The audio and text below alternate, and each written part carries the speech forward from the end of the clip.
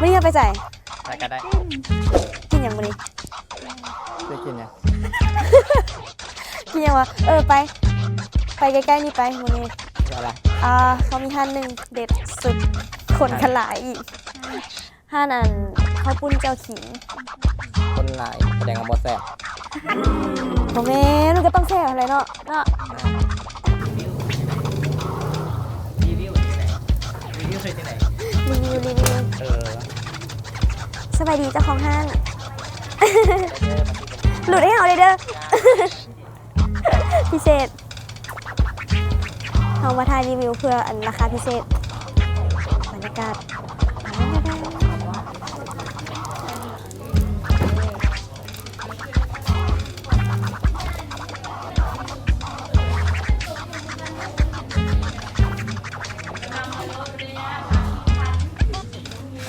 ปลาแดกว่ะ ก็แรง อันนี้ เขากินปลาแดก ปลาเป็นปลา กินเพื่อได้ เขาเป็นสี ก็ เป็นยังเป็นยัง ว้าว กินยังบ่ได้ก็ ปลาแดกกินไม่ได้ เขาเป็นอันนั้น อันนี้ได้เป็นยัง เป็นข้าวสวยเจ้าค่ะ ลองดูมินซัดก่อนมิน สวยว่ะ อันนี้เฮ็ดใส่ยังอันนี้ นี่ก็คือสูตรเด็ดของมันแจ่วขิงก็ค่ะนี่ใส่กันเบิด มียังใส่ไหน พริกนัว เดี๋ยวบ่แม่นหล่นแล้วอ่ะ อะไรบอมันหลายโหดนะ นี่อันนี้ วันนี้ น้ ซอสมาเล่น ำแม่ละ นี่น้ำปลาเด้ อยากกินเลยจะกินมาได้ แล้ว เคี่ยวมาแล้วแบบเอายังใส่ปากนะเคี่ยว ใส่หลายแซ่บหลาย เดี๋ยวอ่ะยังก่อน ใส่หลาย น้ำซุปมันเป็นน้ำซุป น้ำซุป ปรังบอกได้เอาตะฝาใส่ก่อนอุ้ยอันนี้ก็กินบ่ได้ว่ะ เห็ดละแม่ของตัวนะ น้อยผู้เฮ็ด ไก่ หัวกะคอนไก่อ่า ก็ต้องอันพิเศษอันนี้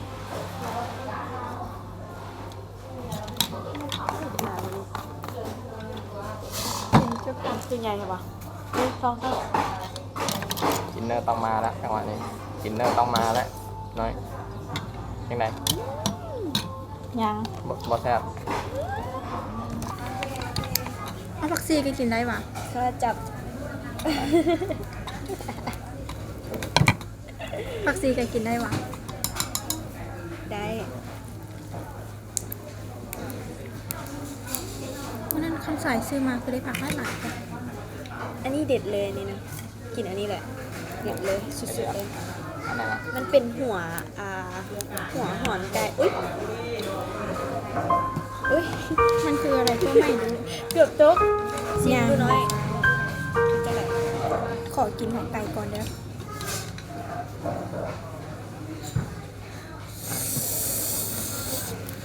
เดี๋ยวยังไม่ได้กิน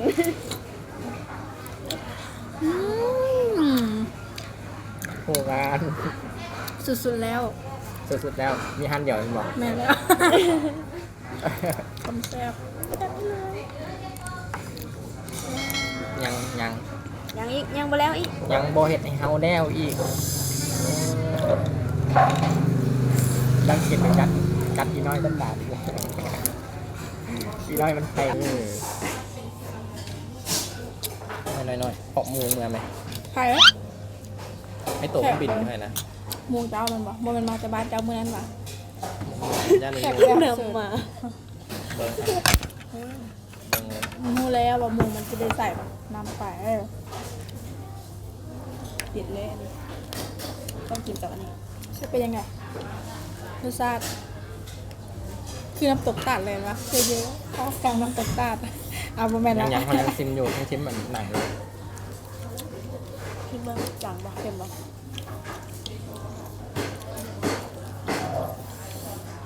ปลาเผ็ด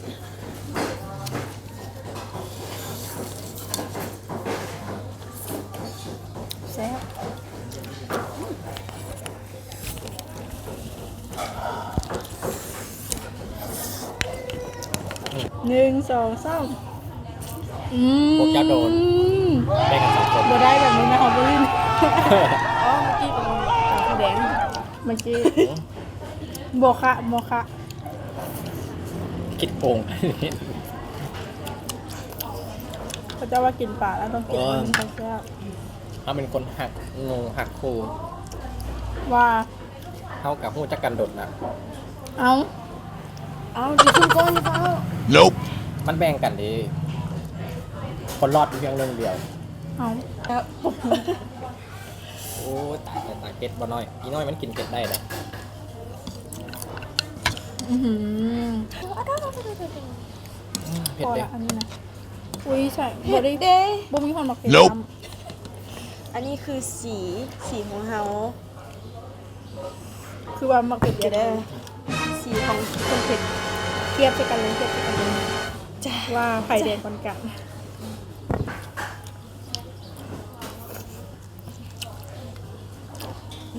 2 3 แห้งเผ็ดแห้งแซ่บ อืม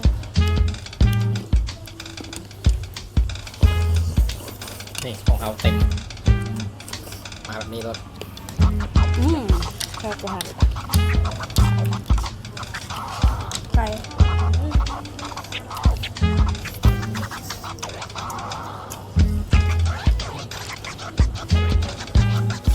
เผ็ดเผ็ด เผ็ดมากเลย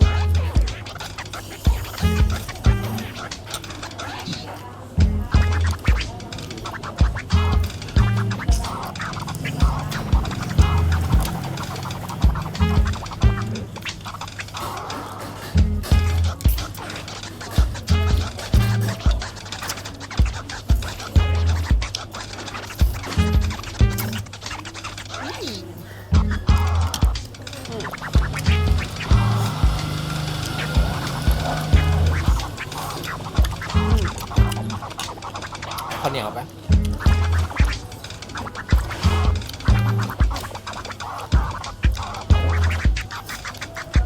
กินกินกระชุ่มกระชวยมาก ด้วย ยอด แซ่บจัดมากเนี่ยมันผิดราคาคนรอ ได้ทำสอนลืมของสดของคน พร้อม2บ้านตันไกลก็แม่นบอก ไปแล้วเวียงเจริญเด้อหอมสองหอมสอง แม่จะได้ทำ2นะจ๊ะ เข้ามาประมาณ100 กว่าแมตช์อยู่ฟากซ้ายมือเลย เห็นท่านมันปิ้งอย่างหลายๆอยู่แล้วขี้กายไปเลย เมื่อกี้ยังเขาเกือบจ่ายแล้วนะ ลงมันเดือดอันนี้คือแบบมากินบอกเลย มันอย่างเข้ามาดู เนี่ยได้หลายได้ อันนี้คือของซีซุป กระดูก คือคนเลยเนาะ เรือมงคลครูเด้อเอาละเอาซีนมันเอาละ อันนี้ของน้อย ฮะ อ๋อ แบ่งกัน แบ่งกันคุณแอนนี่แสนดีมาก เอาได้ห่างที่มีเนื้อ เขาก็ได้จ่ายที่มีเนี้ยคือกับ แต่มีน้อย อุ้ยคนหลายเนาะบอกเลยว่าฮานี่ดังอีหลี มาอีกแล้ว มีลำโพงกันบอก ทำไงสะใจไปเลย พวกเผ็ดนะ อ๋อตัวเผ็ดปะ สุดยอด ขั้นป่านนั่นน่ะเอาน้ำมาล้างใส่เลยบอก Nope. ได้หรอ ใช่เห็นให้ เข้ากระยอกวิ่งคือจะไปจริงจังครับจริงจังกับเรื่องแบบนี้มันบ่ดีบอก ไก่นั่นกันเราชิบได้ล้างละ เขาต้องเพิ่มตอนเพิ่มอย่างใส่เพิ่มตอนเพิ่มอย่างใส่ก่อนจันบ่ได้แหละเดี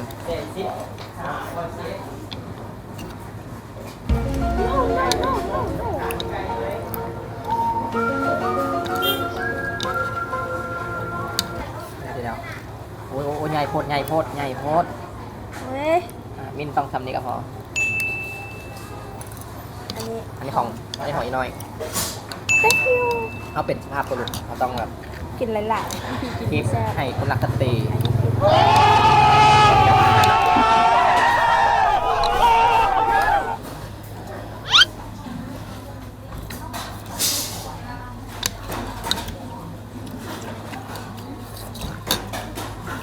ปรุงจากเกลือกระแซ่บซีซุป น้อยใหญ่ใหญ่เลย เผ็ด อัน โคตร ใหญ่ๆนี่เด็ดนะ อุ๊ย ไม่ได้กินบ้างถึงน้ำหน้าเบิดแล้ว อ๋อเกือบตก เอาบ่ได้เอมินบ่ได้แบบนี้นะบ่ได้เฮ็ดบ่ได้อะ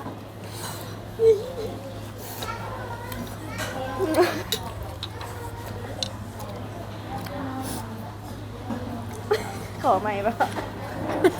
ขอไม่ดีกว่า หักก็ได้ไปเพื่อน คงปะ เป๊ะ เป๊ะ ได้ปะ ไม่ดูมันไปโอ้เจ็บหัว แต่การเด็ดเพียงที่คนขอใหม่เนี่ยบางคนเฮ็ดตาม ใจแล้วล่ะหายเด้อ เขาเป็นคนใจบุญ ท เคย ำอันนั้นมันเสียบหัวนี้ อันนี้ตาปลาสองข้างสมองมันไหลมาที่มันนะ อิ่ม เอา โอ้บอก